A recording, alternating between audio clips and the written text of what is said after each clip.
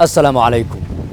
مدحوينها جمهورية فدرالك صوماليا مدن محمد عبد الله فرماجو iyo wafdi uu hogaaminayo ayaa goordhaweyd soo gaaray magaalada Addis Ababa halkaas oo ay kaga qayb galayaan munaasabada caleemasaarka dhismaha xukuumadda cusub ee Jamhuuriyadda Itoobiya.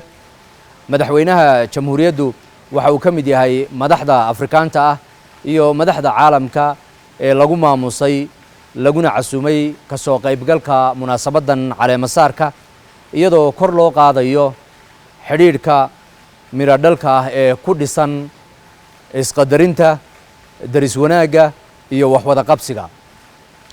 madaxweynaha jamhuuriyaddu iyo wafdiga diblomaasiyiinta ee la socda inta ay ku sugan yihiin magaalada Addis Ababa waxay kulamo daceedyo la qaadan doonaan madaxda dhigooda ah.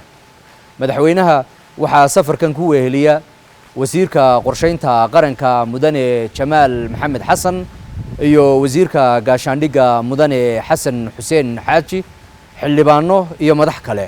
waad mahadsantihiin.